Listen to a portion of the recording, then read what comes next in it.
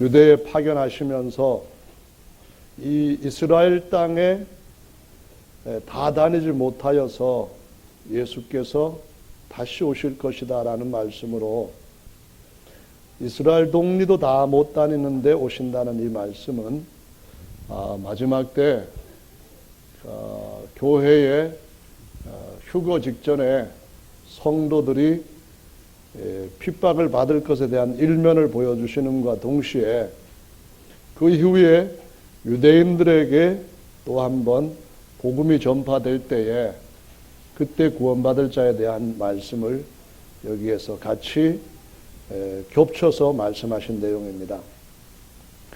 그 중에서 20이 아니라 19절, 20절 말씀을 보시면은 너희를 총독들과 임금들과 이방인들에게 넘겨줄 때에 무엇을 말할까 염려하지 말라라는 말씀하시는데, 말하는 분은 너희가 아니라 너희 속에 말씀하시는 자 곧 너희 아버지의 성령이시니라 라고 말씀을 하셨습니다. 아버지의 성령이 제자들 안에서 말씀하실 거니까 두려워하지 말라, 걱정하지 말라, 그런 말씀인데요. 아버지께서 우리 안에서 그 성령으로 말씀하시는 그 방식이 어떤 것일까? 그럴 때 우리의 믿음은 어떤 믿음일까? 이 부분을 같이 살펴보려고 합니다. 일단 마태복음 24장 말씀에서 종말에 관한 증거 하나만 같이 읽고 그것을 보도록 하는데요. 24장 말씀입니다. 24장 9절 말씀부터 보겠습니다. 9절부터 14절까지인데요. 찾았으면 읽습니다. 시작. 그때의 사람들이 너희를 환난에 넘겨주겠으며 너희를 죽이리니 너희가 내 이름을 위하여 모든 민족에게 미움을 받으리라. 그때에 많은 사람이 시험에 빠져 서로 잡아주고 서로 미워하겠으며 거짓 선지자가 많이 일어나 많은 사람을 미혹하게 하겠으며 불법이 성함으로 많은 사람의 사랑이 식어지리라. 그러나 끝까지 견디는 자는 구원을 얻으리라. 이 천국 복음이 모든 민족에게 증거되기 위하여 온 세상에 전파되리니 그제야 끝이 오리라. 네, 같은 핍박에 관한 말씀을 주고 있는데요. 이럴 때는 우리가 좀 더 서로 믿음을 붙들어주기 위해 가지고 같이 사는 것도 괜찮을 것 같습니다. 같이 살려면은 실제적으로 뭔가 준비를 좀 해야 될 것 같기도 한데요. 우리 사업하시는 분들이 돈 좀 많이 버시고, 또 다른 분들은 또 그때 어떻게 할 것인지 그런 계획들도 하시고, 그렇게 하면 좋을 것 같은데요. 어쨌든 간에, 강선영 자매님, 질문이 하나 있는데요. 저기 본토 제주도 사람 맞습니까? 제주도 본토 사람 맞습니까? 제주도에서 태어났어요? 제주도에서 자라셔가지고, 이 해외까지 결혼 원정을 오셨군요. 제주도 방언 할 수 있습니까? 오리지널 방언 할 수 있습니까? 제주도 오리지널 방언? 네, 그러면은 제주도 오리지널 방언으로 내가 정철효 형제님을 사랑합니다. 그렇게 한번 해보시죠. 그럼 몰라요?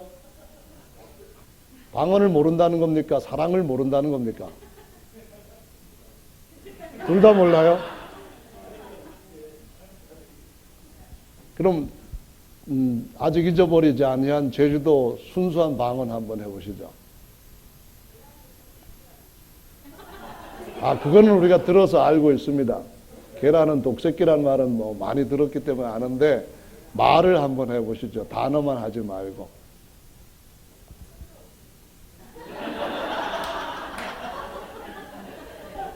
처음에 제주도 갔을 때 우리 목회자 세미나 때문에 갔는데 뭐 폭삭 수가쏘다 뭐 그런 쏘가수다 그런 얘기를 했는데 처음에 들을 때는 완전히 우리가 속고 왔나 보다 그런 생각을 했는데 그거 아니죠. 그 무슨 뜻이죠? 엄청나게 수고하셨습니다. 그 말을 그렇게 표현하더라고요. 그 전에 그 가수 하나가 제주도 방언으로 노래를 한 적이 있습니다. 감수광 하면서. 근데 그거 처음에 들을 때 무슨 의미인지 잘 몰랐는데요. 방언이라고 하는 것은 그 지역의 말입니다. 그래서 이 방언이라고 하는 것이 성경에서 등장을 하게 되는데 여기에 대한 의문들도 사람들이 많이 갖고 있습니다. 그 부분에 대해 가지고 성경적으로 정리를 좀 하려고 합니다.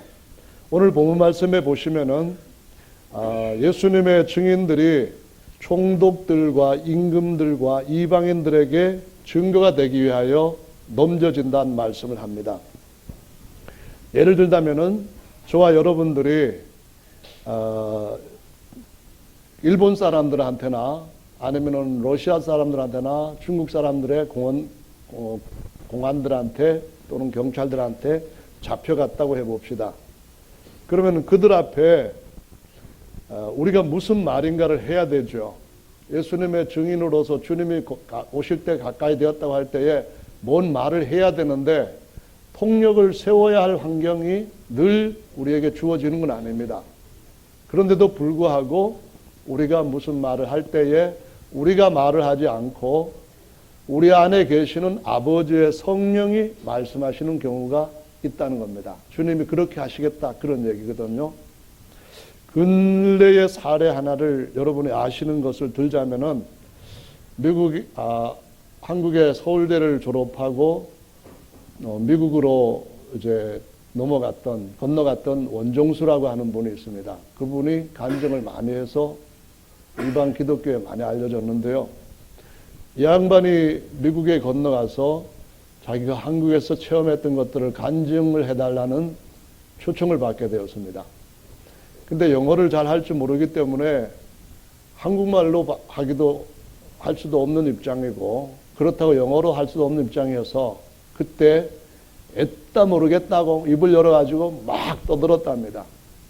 자기는 무슨 말 하는지 잘 모르고 그냥 막 떠들고 딱 내려왔는데 들은 사람들이 은혜 많이 받았다고 감동받았다고 그런 말을 하길래 나도 모르는 말을 했는데 이 사람들이 어떻게 은혜를 받고 감동을 받았을까 아주 의아했다죠. 근데 그 사람들이 묻는 말이 언제 이렇게 유창한 영어를 배웠습니까? 그러더랍니다. 그분이 간증을 했으니까 거짓말은 아닐 것 같아요. 근데 자기는 무슨 말을 하는지 모르지만은 자기가 경험을 했던 걸 그대로 어떻게 했다고요? 한국말이 아니라 미국말로 미국 말을 쓰는 사람들 앞에 말을 한 겁니다. 그런 경우를 뭐라고 말한다고요? 아버지의 성령이 너희 안에서 말씀하신다. 그런 의미죠. 그래서 이렇게 말하는 걸 가르쳐서 뭘로 말한다고 하는가 하면은 방언으로 말한다. 그런 표현을 씁니다. 그러니까 한국말도 방언이고 미국말도 방언이라는 겁니다. 전라도 말도 방언이고 경기도 말도 방언이고 충청도 말도 방언이고 또 호남지방 말도 방언이고 경상도 말도 방언이고 그 지방에 쓰는 말을 지방 언어라 해서 방언이라고 씁니다. 그 방언의 그 크기는 외국어를 포함하는 정도로까지 모든 말들을 가리켜서 방언이라고 하는 말로 성경에 사용되고 있다는 것입니다. 그래서 한 예를 사도행전 2장에서 보실 수가 있는데요. 사도행전 2장에 보면은 아버지의 약속하신 것을 기다리라 하시면서 하나님의 영이 아버지의 영이 제자들 안에 들어오시게 되는 때 처음으로 요엘의 예언이 성취되는 때에 대한 말씀이 기록이 되어 있습니다. 찾으셨죠? 네, 거기에 2장 말씀을 보시면은 6절부터 이런 말씀이 있습니다. 4절부터 보시죠. 저희가 다 성령의 충만함을 받고 성령이 말하게 하심을 따라 다른 방언으로 말하기를 시작하니라. 네, 여기에서 성령이 말하게 하심을 따라 다른 방언을 말하기를 시작했다 그러는데 이 말씀인즉 오늘 읽었던 우리 말씀에서 아버지의 성령이 그들에게 말하게 한다고 하는 그 사례를 그대로 한번 기록상으로도 나타나 있는 증거입니다. 이 말은 그냥 아무나 알아듣지 못하는 그런 말이 아니고 비록 갈릴리 사람들이 말을 했지만 그들은 갈릴리 방언을 항상 쓰는 사람들이지만 그러나 오순절날 성령 충만함을 받고 많은 사람들이 모여있는 수천 명이 모여있는 그 자리에서 하나님께서 그들에게 주신 무언가를 간증할 때에 증거할 때에 자기들이 알지 못하는 언어를 자기들이 말하는 것이 아니라 그들 안에 계시는 아버지의 성령이 말하신다는 그런 의미입니다. 그 뒤에 보시면은 6절에 이렇게 기록되고 있습니다. 이 소리가 나매 무슨 소리입니까? 120여 명이 방언을 말하는 소리를 의미하죠. 그 다음에 큰 무리가 모여 각각 자기의 뭐라 했습니까? 방언으로 제자들의 말하는 것을 듣고 소동하여. 무슨 얘기입니까? 많은 사람들이 모여 있는데 여기 갈릴리 사람들이 이 듣는 자기들의 말, 유대인이긴 하지만은 흩어져 있던 사람들입니다. 세계에서 다른 언어를 쓰고 있던 사람들이 오순절을 지키기 위하여 왔는데 이 갈릴리 사람들이 어떻게 해서 방언을 말하는지 모르겠다는 겁니다. 그 방언이라고 하는 것이 자기들의 언어를 말하는 겁니다. 이 갈릴리 사람들은 지금 모여와 있는 사람들의 언어를 전혀 알지 못합니다.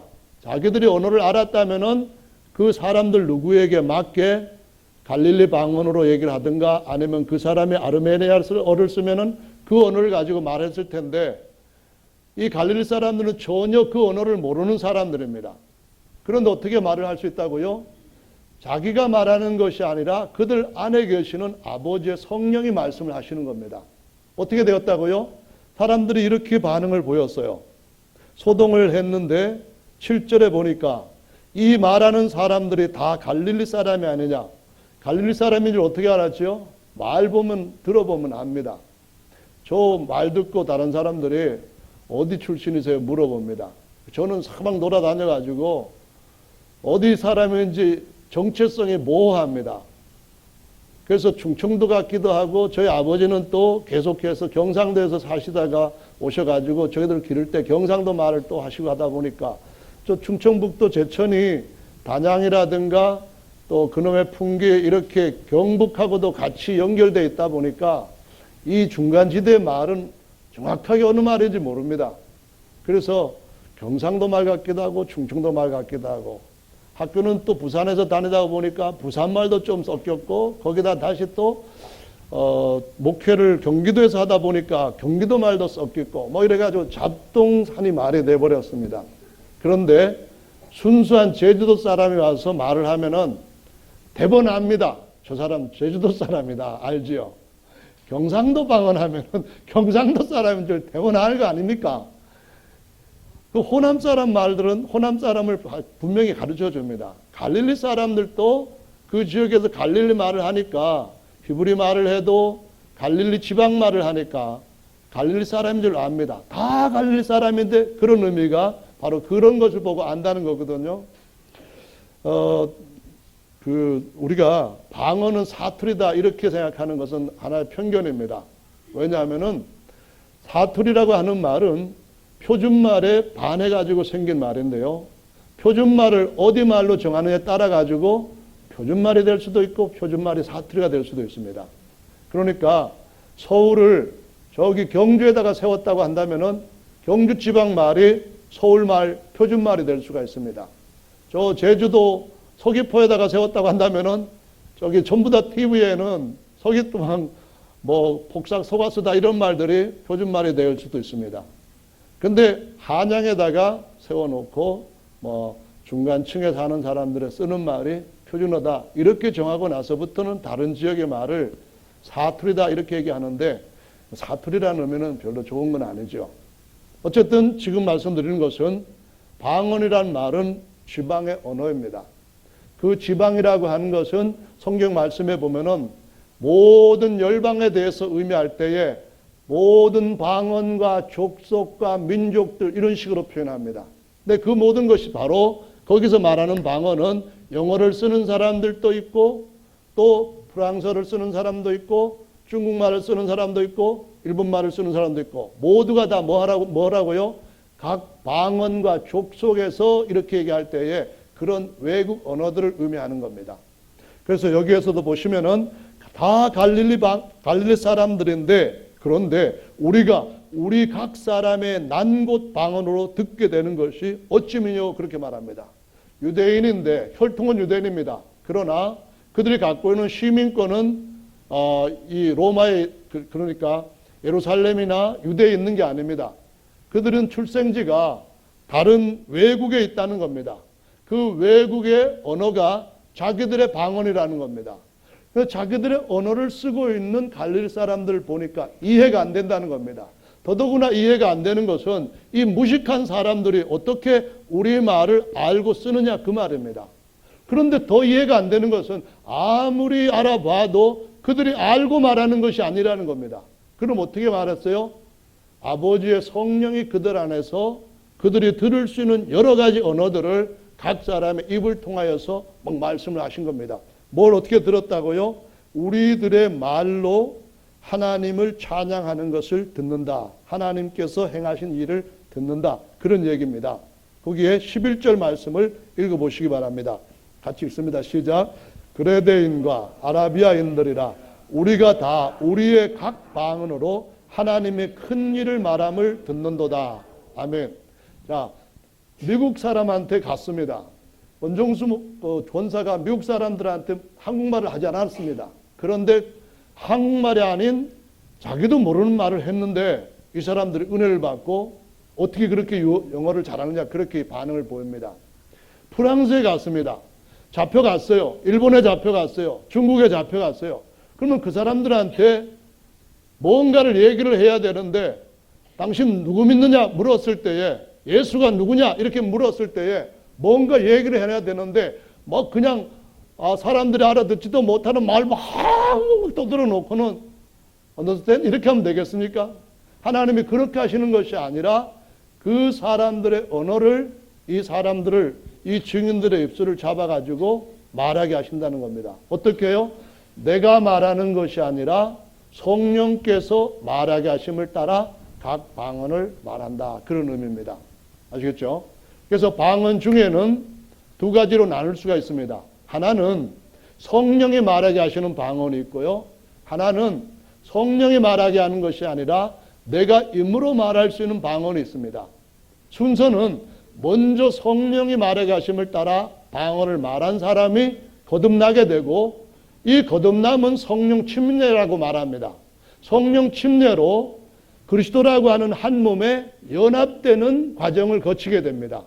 그러면은 그 연합된 과정이 다음 단계에 이르게 되는데 한 몸이 성령이 주시는 각종 은사를 마시게 되는데 그 은사 중에서 어떤 방언이 있다는 겁니다.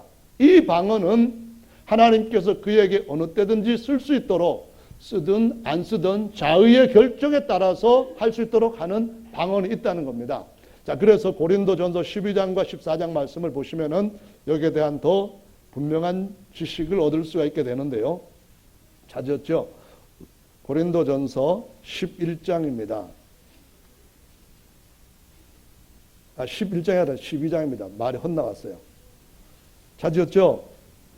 네, 거기 보시면은 각 은사들이 있습니다. 은사 중에 먼저 언급을 13절의 말씀부터 보아야 순서가 맞는데요. 12장 13절 말씀을 읽어보겠습니다. 시작. 우리가 유대인이나 헬라인이나 종이나 자유자나 다 한 성령으로 침례를 받아 한 몸이 되었고 다 한 성령을 마시게 하셨느니라. 아멘. 여기에서 한 성령으로 침례를 받으면 어떻게 된다고요? 한 몸에 연합이 됩니다. 그리스도께서 머리가 되시고 거듭난 모든 사람들이 지체가 되는 새 한 사람의 몸에 연합이 됩니다. 뭘로요? 성령 침례로요. 그럼 내가 성령 침례를 받았는지 안 받았는지 어떻게 알 수 있습니까? 내가 받았다고 믿으면 받은 것이고 이상한데 안 받은 것 같다 그러면은 받았는데도 안 받은 것이고 받았다고 확신하면은 안 받은 것인데도 받은 것이 됩니까? 그럴 수는 없는 것이거든요. 성령 침례가 가장 먼저 기록된 성령 침례가 이루어졌다고 하는 가장 첫 번째 사례가 어디에 있습니까? 사도행전 1장까지는 나타나질 않습니다. 사도행전 1장 이후에 2장에서 비로소 언급이 되는데요. 사도행전 1장 말씀을 5절을 한번 읽어보시겠습니다. 4절 5절을 읽습니다. 사도행전 1장 4절 5절입니다. 찾으셨죠? 네, 읽습니다. 시작. 사도와 같이 모이사 저희에게 분부하여 가라사대 예루살렘을 떠나지 말고 내게 들은 바 아버지의 약속하신 것을 기다리라. 요한은 물로 침례를 베풀었으나 너희는 몇 날이 못되어 성령으로 침례를 받으리라 하셨느니라. 예수님이 부활하시고 40일 동안 제자들과 같이 만나시고 말씀하시고 같이 지내셨습니다. 그럼 이 제자들이 부활하신 예수님과 이와 같은 관계를 맺었는데 성령으로 침례를 받았을까요? 못 받았을까요? 이때까지는 아직 한 사람도 성령 내리신 일이 없는 상태입니다. 아멘. 인류 역사에서 단 한 사람도 성령 침례를 이때까지는 받은 사람이 없는 겁니다. 성령 침례는 다른 말로 말하자면은 요한복음 3장 5절에서 성령으로 다시 태어나는 겁니다. 거듭나는 겁니다. 그 이전까지는 전부 다 육으로 난 것은 육이라는 말씀처럼 육신의 자녀였습니다. 사람의 아들 신분이었었어요. 그런데 성령으로 나는 것은 아버지의 성령으로 말미암아 하나님을 아버지라고 아바라고 부를 수 있는 아들의 권세로 다시 태어나는 것입니다. 아멘. 그런데 사도행전 1장까지는 아무도 성령으로 다시 태어난 사람은 없습니다. 아멘. 예수님께서 침례요한에 대해서 증거한 말씀이 있는데요. 무슨 내용이죠? 여자가 낳은 자 중에 침례요한보다 큰 자가 없다. 앞으로도 큰 자는 일어나지 않는다. 이런 말씀하셨습니다.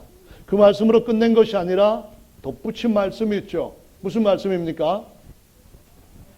그러나 하나님의 나라에서는 지극히 적은 자라 할지라도 저보다 크니라 라고 말씀합니다. 하나님의 나라가 무엇입니까? 요한복음 3장에서 3절에 누구든지 거듭나지 아니하면 원래 뜻은 위로부터 나지 아니하면 그 말입니다. 그러면 하나님 나라에 들어가지 못합니다. 아멘. 물과 성령으로 나지 않고서는 하나님 나라를 볼 수도 없고 들어갈 수가 없다고 말씀하십니다. 그때 하나님 나라입니다. 요한복음 그 하나님의 나라는 사도행전 1장에서 예수님이 부활하시고 40일 동안 말씀하셨던 하나님의 나라입니다. 아멘. 이 하나님의 나라에서 지극히 작은 자라도 침례요한보다 크다는 말씀은 무슨 말입니까? 여자가 낳은 자 중에 가장 큰 자라 할지라도 신부는 종입니다. 천사보다 열등합니다. 그렇지만 하나님의 영으로 태어난 자들은 육으로 난 것이 아니라 영으로 다시 낳고 하나님께로부터 낳고 모든 피조물보다 위에서 낳기 때문에 그들은 하나님의 아들이요 지음받은 천사들보다도 월등한 신분을 갖게 되는 겁니다. 그래서 거듭난 아들들은 천사보다 월등하기 때문에 아들들 중에서 가장 작은 자라 할지라도 사람의 아들 중에 가장 큰 자 요한보다도 크다는 말씀입니다. 아멘. 그래서 실제로 아주 굉장히 중요한 일이 지금 여기에 제자들이 경험한 것들과 비교 안 되는 큰 일이 지금 여기에 기다리는 일로 여전히 남아있는 겁니다. 예수님이 십자가에 달리신 것 큰 일이죠. 부활하신 것 큰 일입니다. 그러나 그 큰 일보다도 더 큰 일이 지금 여기에서 기다리고 있는 줄로 아셔야 됩니다. 아멘. 그래서 예수님이 승천하신 것을 보았습니다. 그 제자들이 다락방으로 갔습니다. 왜 갔지요? 아버지의 약속한 것을 기다리고 받기 위해서 간 겁니다. 어떻게 기다렸죠? 예수님이 부활하신 날이 초실절입니다. 6월절 양으로 돌아가셔서 6월절 무교절 지나시고 초실절의 부활을 정확하게 하십니다. 그리고 난 뒤에 초실절로부터 하루 이틀 사흘 해가지고 7주를 보냅니다. 7주는 49일이죠. 49일 이후의 첫날이 50일째 되는 오순절입니다. 40일 동안 예수님의 제자들이 예수님과 같이 하나님 나라에 대해서 들었다면은 이제 남은 기간은 10일 정도가 남은 겁니다. 그들 앞에서 예수님이 하늘로 올라가시는 걸 봅니다. 이 얼마나 놀라운 경험입니까? 엄청난 경험입니다. 그럴지라도 이것은 하나님의 아들로 다시 태어나는 경험보다는 작은 것인 줄을 알아야 됩니다. 그만큼 하나님의 아들로 다시 태어나는 것은 너무나 귀한 우리 일생에서뿐만 아니라 인류 역사에서 가장 놀라운 경험이라는 사실을 인식해야만 됩니다. 아멘. 그래서 그들이 어떻게 했다고요? 14절에 보시면은 1장 14절에 예수님의 제자들, 그리고 예수님의 육신의 어머니, 예수님의 육신의 동생 전부 다 그 안에서 간절히 기도하는데 기도에 전혀 힘썼다고 얘기합니다. 여기 전혀 힘쓰다는 말을 한자로는 전무했다, 그런 뜻으로 말합니다. 그러니까 다른 일 제쳐놓고 기도에만 몰입한 겁니다. 어떤 분들은 아마 며칠 동안 아무것도 먹지 않고 계속 기도만 간절히 했을 겁니다. 한번 생각해 보세요. 1년에 어마어마한 일들이 일어났습니다. 불과 6월절로부터 시작해가지고 조실절, 오순절이 오기 직전까지 엄청난 일들이 일어났습니다. 그런 것을 경험한 사람들이 잠이 올까요? 잠이 안 올 겁니다. 저는 제 아내하고 말만 다투어도 그날 밤 꼬박 세우는 때도 있는데, 정말 예수님에 대해서 그 십자가에 달리는 그 고통 같은 것을 본 분들, 그리고 그분이 부활하신 걸 본 분들, 그리고 그분을 만져본 분들, 그리고 그분과의 엄청난 대화를 해본 분들, 그 하늘나라에 대해 엄청난 것들을 그들에게 막 쏟아 부어주시는 그분을 보고 그분이 하늘로 쫙 올라가시는데, 오늘부터 잠 못 잤으니까 푹 자자, 기도원에 잠자러 가는 분 계십니까? 여기 굉장한 뭐랄까요, 몰입된 전무하는 기도가 10여일 동안 이어졌다는 것은 여러분 이해를 해야 됩니다. 이거는 너무나 큰 사건이고, 하나님 앞에 성령으로 다시 태어나기 위해서 기도할 때 그 기도라고 하는 것이 뭐 1시간 아니면 30분, 한 15분 이 정도 그냥 땀 좀 흘렸다고 해가지고 난 기도 이렇게 많이 했는데 나는 왜 이렇게 성령도 못 받고, 이런 식으로 생각하는 것은 아직까지 하나님의 이 놀라운 약속이 얼마나 큰 것을 내포하고 있는지를 조금 더 모르기 때문에 그런 것인 줄 아셔야 됩니다. 정말 놀라운 것인 줄로 믿으시기 바랍니다. 그런데 2장 1절에 보니까 오순절 날이 팍 이르렀다는 것을 기록하고 있습니다. 10일이 확 지나갔다는 것을 말씀하고 있습니다. 기도하는 중에 어느덧 10일이 지났고 달력 보니까 50일째 되는 날입니다. 49일째만 되어도 유대인들한테는 최고로 기쁜 명절 중에 아주 대단한 49일 안식일을 맞이하는 겁니다. 그런데 그 다음 날이 딱 이르렀는데 엄청난 역사가 일어났습니다. 무슨 역사이죠?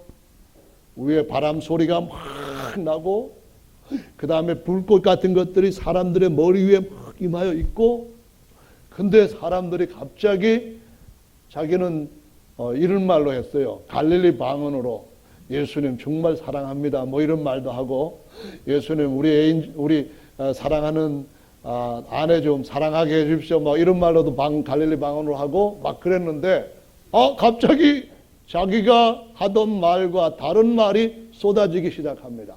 무슨 말이라고요? 다른 나라의 언어입니다. 무슨 이야기라고요?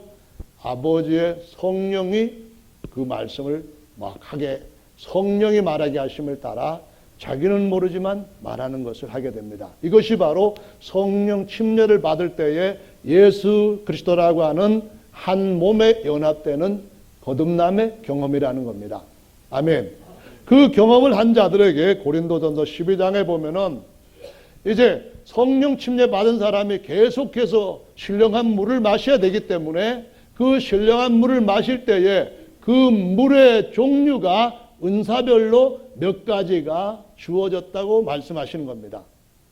자, 로마서 아니라 고린도전서 다시 11장으로 가 보시면은 성령 침례를 받은 몸의 지체가 된 자들에게 은사들이 주어지는데요. 선물입니다. 은혜의 선물이란 말이 은사입니다.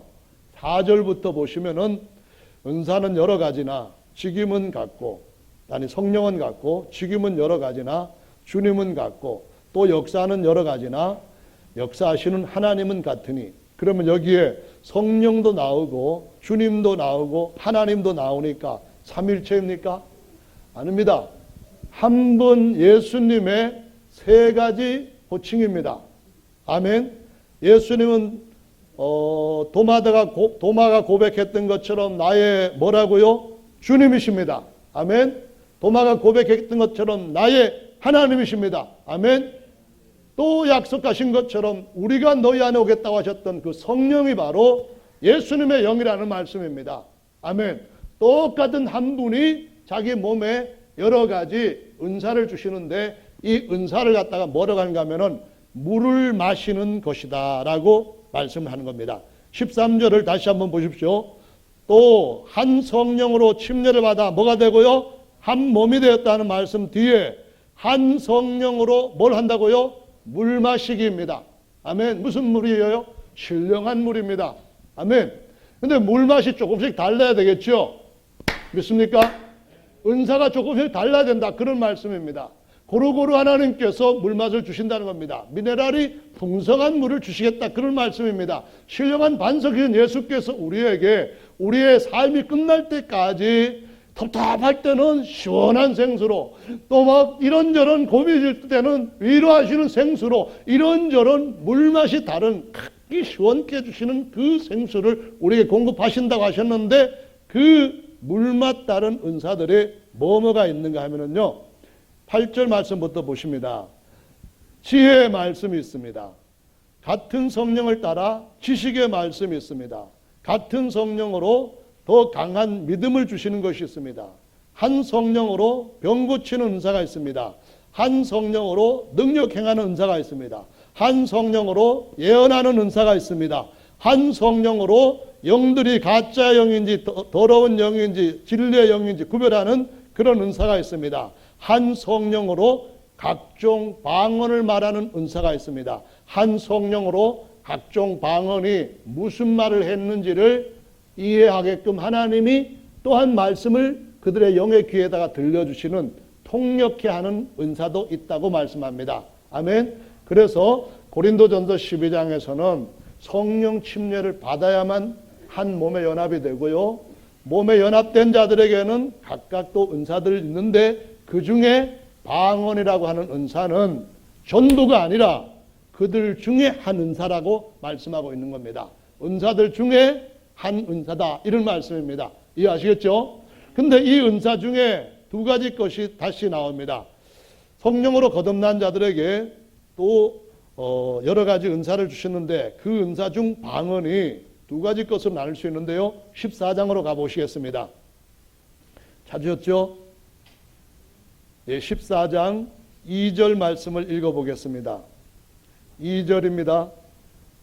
찾아서 읽습니다. 시작. 방언을 말하는 자는 사람에게 하지 아니하고 하나님께 하나니 이는 알아듣는 자가 없고 그 영으로 비밀을 말함이니라. 네, 여기에 방언은 알아듣는 자가 없는 방언입니다. 알아듣는 자가 없는 방언이라고 하는 말은 하나님만 알아듣는 방언, 그런 의미입니다. 알아듣는 자가 없는 방언은 통역이 필요 없는 그런 방언입니다. 알아듣는 자가 없는 이 방언은 하나님이 말하게 하심을 따라 말하는 것이 아니라 자기의 영이신 하나님께 기도하는 방언이라는 겁니다. 이것을 14장 말씀에서 보시면은 14장 13절 말씀을 보겠습니다. 14장 13절입니다. 읽어보겠습니다. 시작. 그러므로 방언을 말하는 자는 통역하기를 기도할지니라 했는데요, 통역이 필요한 방언이 있습니다. 통역 은사를 가진 자가 통역을 해야 할 은사가 있고요, 통역은 자기가 알아듣게 하기 위하여 하나님이 주신 말씀이 아니라 회중이 알아듣게 하기 위하여 말씀을 주시는데 방언으로 주셨는데, 그 방언은 외국어 방언으로 주신 것이 아니라 하나님이 특별히 방언을 통역하는 은사를 받은 지체를 통하여서 한 번 다시 통해 가지고 주시는 방언이 있다는 것입니다. 이 방언은 내가 입으로 말하는 것이 아니라 하나님께서 전체에게 또는 전체의 어떤 일부에게 방언으로 말씀하시는 것으로서 내가 입으로 말하는 방언과 하나님이 말하시는 방언과의 차이를 갖고 있다는 겁니다. 그런데 아무도 듣지 못하는 방언은 통역도 필요 없는 것인데, 이 방언은 내 영이 하나님 앞에 기도하는 것이라는 겁니다. 14절을 읽어보겠습니다. 14장 14절입니다. 시작. 내가 만일 방언으로 기도하면 나의 영이 기도하거니와 나의 마음은 열매를 맺히지 못하리라. 그러면 어떻게 할꼬? 내가 영으로 기도하고 또 마음으로 기도하며 내가 영으로 찬미하고 또 마음으로 찬미하리라. 무슨 얘기냐면은요, 내가 방언을 말합니다. 내가 말하는 방언은 성령이 말하게 하심을 따라 말하는 방언 아닙니다. 이해하시겠죠? 내가 말하는 방언은 내가 외국어로 말하는지 아니면은 또 다른 어떤 언어로 말하는지 나 자신도 모릅니다. 고린도전서 13장에 보시면은 방언이 어떤 한 가지 처음에 성령 받을 때 나오는 그것을 중시하다 보니까 다른 것까지 무시하고 그것만을 최고로 여기는 잘못된 짓이 고린도 교회에 들어왔기 때문에 그걸 얘기하기 위해 가지고 그보다 더 중요한 것이 있다 하시면서 사랑을 따라 구하고 특별히 신령한 것을 삼아라는 14장 1절 말씀을 하시기 전에 13장 1절에 이렇게 말씀합니다. 내가 뭘 한다고요? 사람의 방언과, 사람의 방언이라는 말은 무슨 말입니까? 한국말도 사람의 방언입니다.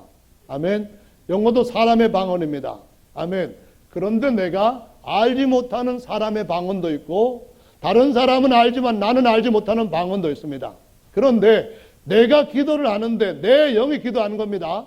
그럴 때에 나도 알지 못하고 알아듣는 사람도 없는 오직 하나님은 아시는 방언이 있습니다. 그 방언은 어떤 류에 속하는 것인가 하면은 1절에 보면은 천사의 말을 할지라도 이렇게 표현합니다. 천사들도 영으로 존재하는 존재들이기 때문에 같은 언어들을 사용하고 있다는 것은 분명합니다.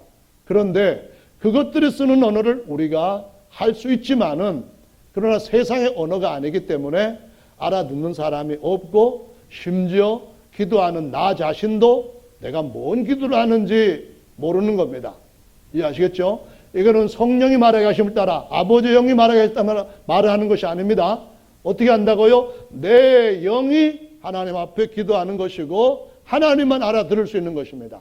근데 나도 내 영이 무슨 기도를 했는지 내용을 잘 모르니까 어떻게 된다고요?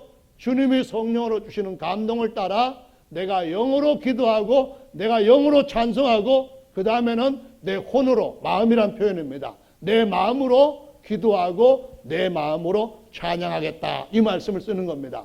무슨 얘기가 하면은 우리가 성령으로 거듭난 후에 주님이 주시는 은사들이 있습니다. 이 은사들은 초대교회에서 아주 많이 나타났는데 오늘날 교회들은 이런 것들을 너무 많이 잃어버렸습니다. 그래서 잘 알고 있는 시대에 쓴 사람, 이 글을 읽는 사람들은 쉽게 이해를 할 수 있는데 오늘날 사람들이 읽을 때는 이게 뭐 어떻게 된 것인가 하고 혼란스러운 부분들도 있습니다. 주님께서 교회에게 주신 방언 중에 이미 성령으로 거듭난 사람들한테 방언을 주셨을 때는 같이 마시라고 주시는 방언이요, 또 나 혼자 마시라고 주시는 방언 두 가지가 있다는 겁니다. 아멘. 물로 주시는 생수 마시게 하시는 그것이 있다는 겁니다. 아멘. 그런데 내게 주시는 말씀에서 내가 임으로 하지 않고 성령이 뭐라고 내게 막 말씀을 하십니다. 거듭난 교회에게 하시는 말씀이에요. 그때는 무슨 방언으로 주셨다고요? 누군가가 이 말씀이 무엇인지 하나님이 또 한 번 그를 감동시키되 통역하는 은사를 받은 사람의 마음을 감동시켜서 이렇게 말씀하신다. 이걸 전하라는 겁니다. 14장 말씀을 또 한 군데 더 보겠습니다. 이번에는 14장 27절입니다. 27절 이전에 26절 27절입니다. 시작.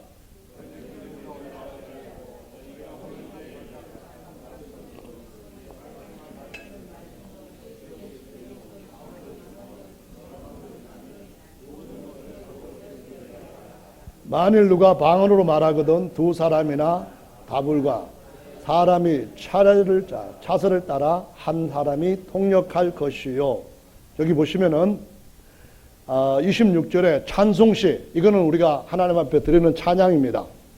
그 다음에 가르치는 말씀, 두 단어로 말하면은, 두 글자로 말하면은 설교입니다. 그러니까 찬양도 있고 설교도 있는 거예요. 찬송으로 하는 것을 갖다가 노래로 찬양하는 걸 갖다가 찬송이라고 합니다.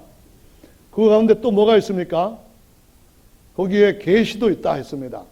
예언하는 것도 우리 교회 집회 가운데서 나타나는 것이 우리가 마셔야 할 물인데 이 물맛을 우리가 느끼기 너무 힘들다는 게 문제입니다. 우리가 너무 세속적으로 치우쳐 있고 하나님을 갈망하는 마음이 너무 없다가 보니까 그냥 기본적으로 설교하는 것과 찬송하는 것은 어느 때든지 그냥 할 수가 있습니다. 유대 집회에서도 하나님의 영의 역사가 충만하고 그들의 믿음이 좋을 땐 하늘에서부터 불이 막 내려오고 그 안에 구름과 영광이 아주 충만해지고 이런 경험들이 자주 일어났습니다. 그러나 그들이 점점 믿음이 쇠퇴해져 갔을 때는 심지어 기본적으로 있던 일들도 일어나질 않았습니다. 오늘날 우리의 예배는 회복되어야 할 부분들이 말씀에서도 있고요, 하나님의 은사에서도 있다는 것을 이해하고 구해야만 됩니다. 아멘. 고린도전서 14장 말씀처럼 사랑을 따라 더 큰 것을 구하라 했는데 뭘 구하라 했습니까? 예언도 구하라 이렇게 말씀합니다. 예언이라고 하는 것은 기록되어 있는 말씀을 예언하는 것도 있지만은 앞으로 어떤 일이 일어날 것이다 하는 것을 주님이 때에 따라서 주시는 말씀으로 주님이 미리 알려주시는 것도 있습니다. 특히 예수께서 오실 때가 가까운 마지막 때는 그런 은사들이 더 충만하게 나타날 수 있도록 믿음들이 더 충만해져야만 됩니다. 아멘. 안나와 시몬과 같은 자들이 일어날 수 있도록 하나님 앞에 정말 간구하는 기도하는 영들이 우리를 지배할 수 있도록 변해야만 됩니다. 아멘. 우리가 어떤 핍박 가운데 들어갔든지 간에 주님이 우리를 이길 수 있도록 잡아주시는 손길을 느낄 수 있게 기도해야만 됩니다. 이스라엘 백성들을 하나님이 애굽에서 이끌어내실 때에 네 번째 재앙에서부터는 이스라엘을 구별시켰습니다. 네 번째 재앙이 바로 파리 때 재앙입니다. 첫 번째 재앙은 홍해가 아니라 나일강을 피로 만드는 거였습니다. 그러다 보니까 그들이 나일강을 신성시하고 신으로 섬겼는데 그 신들이 한번 엄청난 타격을 받게 됩니다. 마실 수 있는 물이 없어집니다. 그래서 옆에 구덩이를 파고 물을 찾습니다. 두 번째 재앙은 뭡니까? 이번에는 깨구리들이 막 산에 올라와가지고 돌아다닙니다. 어딜 가나 깨구리입니다. 왕궁에도 깨구리, 집에도 깨구리, 소뚜껑이 열면 솥에도 깨구리, 사방 깨구리입니다. 침대 이불 들치면 깨구리들이 깨굴깨굴 하면 튀어나옵니다. 이것을 이스라엘 백성들도 같이 겪습니다. 그런데 세 번째 재앙은 뭡니까?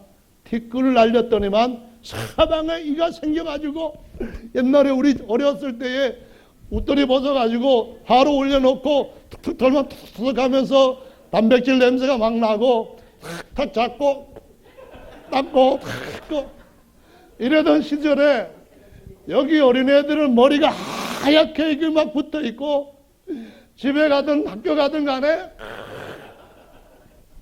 어디 가든 긁고 했던 그런 시절을 이스라엘 백성들도 같이 경험하였습니다. 그 다음부터 파리 때 재앙 바알세불입니다. 마태복음에 누가복음에 나오는 저거 파리 때 왕 바알세불 힘입어서 기적 행한다. 예수님한테 비난했던 거고요. 오늘 본 말씀에도 보면은 주인을 뭐라고 했습니까? 바알세불이라고 불렀는데 종들을 임금되고 하겠냐? 왕자되고 하겠느냐? 이 말씀하신 것과 같은 내용입니다. 그때부터는 하나님이 이스라엘 백성들을 딱 구별시켰습니다. 아멘. 다른 데는 깜깜해도 여기에는 해가 반짝 나게 하는 그런 놀라운 역사가 일어났습니다. 왜 그렇습니까? 주님이 그들의 믿음이 강화되는 걸 보시며 그때부터는 역사를 하시는 겁니다. 예수님이 아무리 전능하신 동일한 분이라 할지라도 가버나움에서 역사하시는 것과 위에 더 속으로 들어가서 나사렛에서 역사하시는 건 달라질 수밖에 없습니다. 가버나움에서 역사하시는 것과 진짜 이 오늘 본문에서 연결되는 마가 다락방에서 역사하시는 것과는 구별될 수밖에 없다는 것을 아셔야 됩니다. 아멘. 그러므로 우리가 어떻게 됩니까? 더 믿음을 갖는 것은 특권이자 주님이 우리를 어떻게든지 보호해 줄 수 있는 영원한 안전한 그 하나님의 반석 안에 들어가는 것인 줄로 믿으시기 바랍니다. 걱정할 거 없습니다. 단순한 사람이 먼저 순교할 거기 때문에 순서는 정해져 있습니다. 김기성 뭐 이렇게 딱 나오고 뭐 농담이지만은요 어쨌든 간에 제일 먼저 순교당한 것은 스데반 집사님이었고 집사님들이 순교당하기 전까지는 제 순서가 아니라는 걸 확신하고 있기 때문에 억울하면은 전부 다 목사님 되십시오.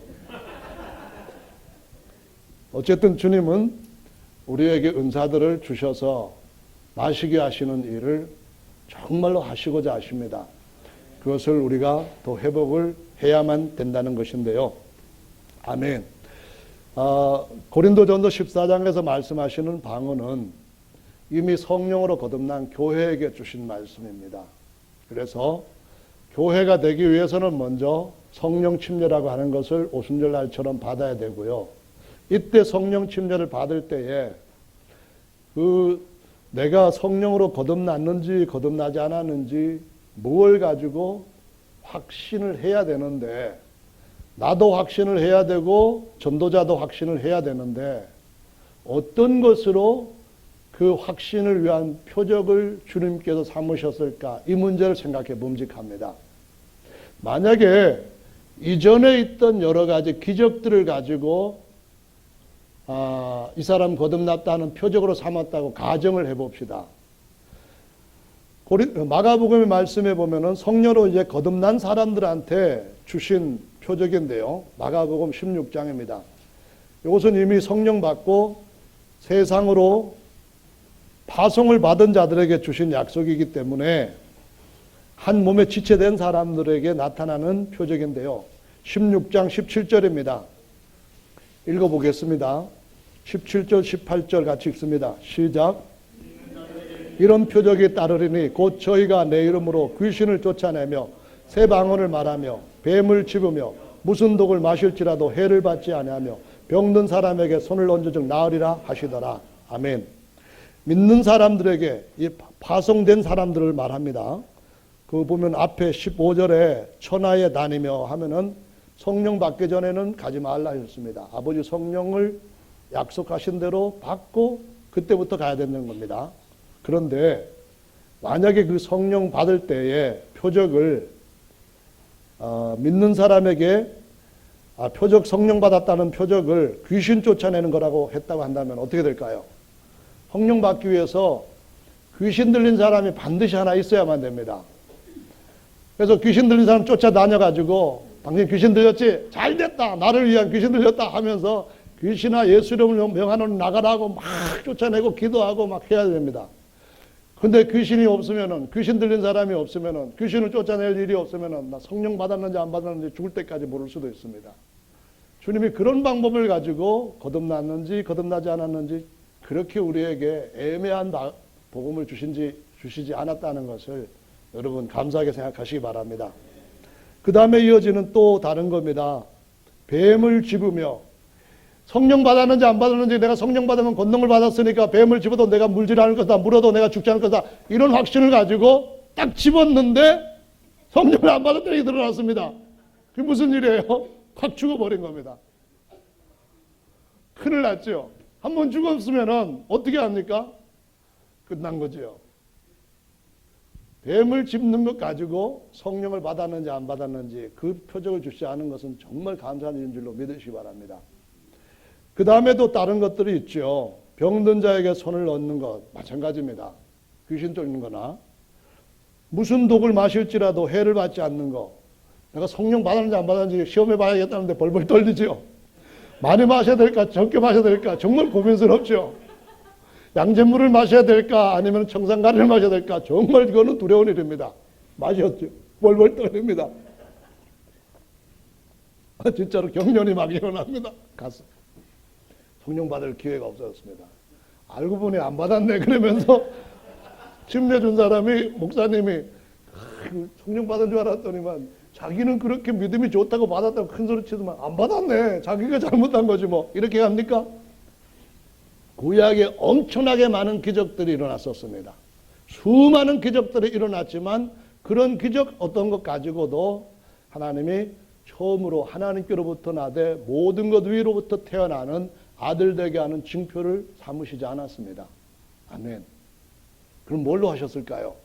구약에 없던 걸로 합니다. 모든 사람들한테 적용될 수 있는 걸로 합니다.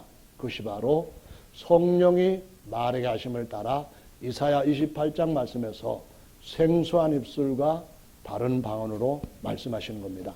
이사야 28장 한번 찾아보겠습니다. 찾으셨죠? 네. 11절, 12절 읽습니다. 시작. 그러므로 생수한 입술과 다른 방언으로 이 백성에게 말씀하시리라. 전에 그들에게 이르시기를 이것이 너희 안식이요 이것이 너희 상쾌함이니 너희는 곤배한 자에게 안식을 주라 하셨으나 그들이 듣지 아니하였으므로. 아멘. 여기 11절 말씀에 보면은 먼저 생수한 입술이 나옵니다. 생수한 입술이란 말은 훈련하고 연습하고 한 그런 것이 아니라는 겁니다. 내가 전에 하지 못했던 경험이 없는 이상한 말을 하는 겁니다. 말인데 방언입니다. 근데 이 방언이 때로는 옆에 사람이 들을 수 있는 말이기도 하지만은 때로는 내가 하는 것이 아닌 성령이 말하게 하심을 따라서 고대 언어일 수가 있습니다. 이제는 사멸해 버려서 아무도 알아듣지 못한 언어일 수도 있습니다. 중요한 것은 처음 경험하는 생소한 방언인데 내가 경험하거나 훈련하고 연습한 것이 아닌데 성령이 말하게 하심을 따라 말하는 겁니다. 아멘. 내가 임으로 방언을 말하고 싶으면 방언을 말하고 우리말하면 우리말하고 싶고 그런 이미 지체가 된 사람에게 주시는 맛이라고 주신 방언이 아니라 아멘. 처음으로 경험하는 겁니다. 어떤 거라고요? 생소한 입술로 말하는 겁니다. 그렇게 어떻게 한다고요? 다른 방언입니다. 내가 쓰는 언어가 아니에요. 내가 영어를 조금 공부했기 때문에 최소한 I love you는 할 수 있는데 I love you, I love you, I love you, I love you 이러다가 이상한 말로 그냥 혀가 지쳐가지고 이게 방언이다. 그게 아닙니다. 지쳐가지고 나오는 그런 엉터리 말이 아니고요.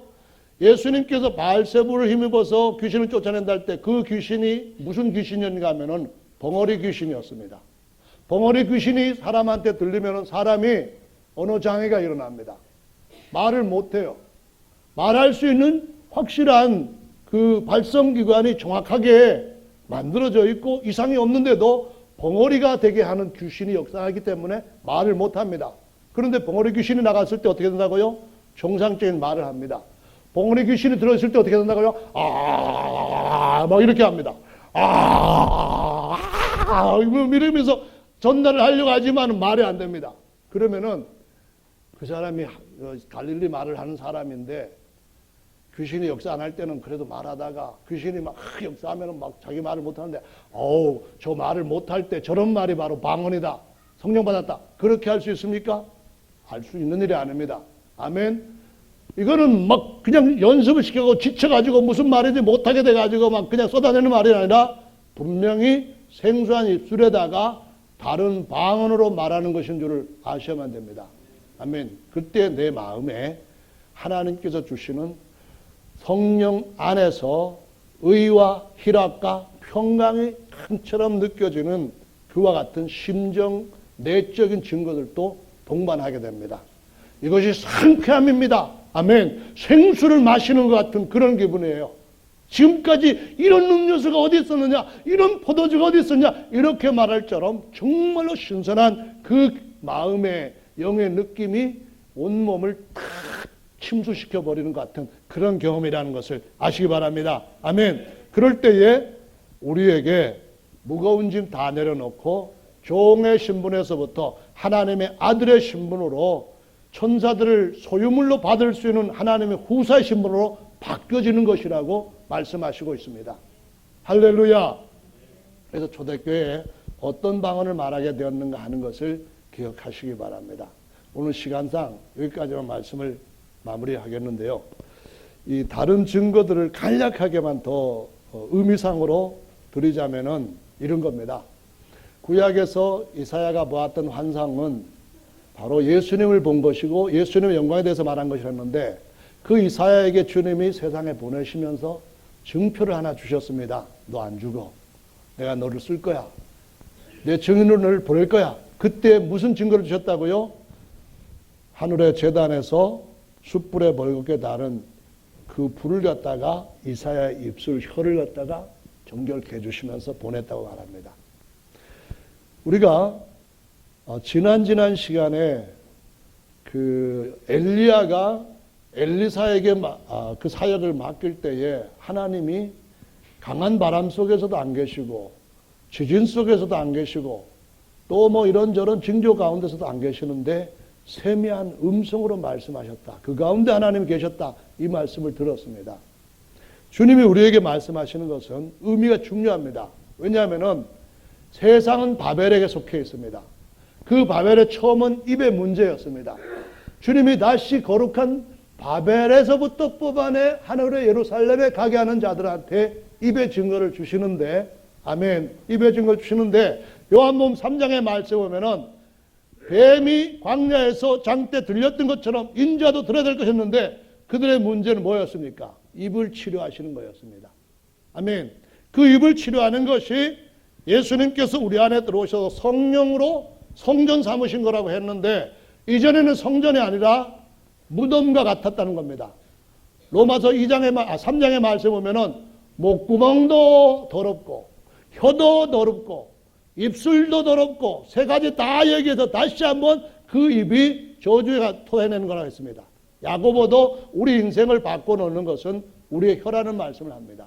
그만큼 주님께서 우리에게 성령으로 말하게 하심을 따라 다른 방언을 말하게 하는 것은 우리 인생을 엄청나게 중요하게 바꿔놓는 그 능력을 여기에다가 붙여버리시는 것과 같다는 의미입니다. 아멘. 그래서 성령 받고 나서부터 달라지는 첫 번째 것은 말이 바뀌어지고, 말이 바뀌어지면은 태도가 바뀌어지고, 태도가 바뀌어지면은 인생이 바뀌어지는 줄로 압니다. 아멘. 우리 입이 나중에 모든 만물 다스리는 권세의 원천으로 하나님이 우리 안에서 말씀하실 때에, 아버지의 성령 우리에게 말씀하실 때 모든 만유가 그 앞에 복종하게 되는 때가 오는 줄로 믿으시기 바랍니다. 그래서 성령 받는 것, 성령이 우리 안에서 말씀하시는 것 중요한 겁니다. 그리고 성령 받은 분들 중에는 방언을 말하는 분도 많지만은 못하는 분도 있습니다. 처음 방언은 다 했고요. 마시는 건 말입니다. 그래서 그런 사람들은 기도하면은 바울처럼 내가 여러 가지 방언을 말하는 것을 감사한다 그랬던 것처럼 처음에 해봤기 때문에 언제든지 할 수가 있습니다. 그런 분들은 뭘 구해야 되냐 하면은 우리 가운데서 목회자가 말하는 설교 말고 주님의 임재함 가운데서 방언을 통역하게끔 하나님이 말씀하시는 그 말씀을 들을 수 있는 은사를 가진 사람, 그걸 통역할 수 있는 은사를 가진 사람, 내 영만이 아니라 교회 전체가 하나님 앞에 시원한 물을 마실 수 있도록 그렇게 방언을 말하고 통역할 수 있는 은사를 주님이 세워주시도록 기도하는, 이것도 주님이 오실 때 가까운 이 마지막 시대 교회들에게 주님이 주시고자 하시는 선물들인 줄로 믿으시기 바랍니다. 이제 나오셔서 함께 기도하는 시간 갖겠습니다.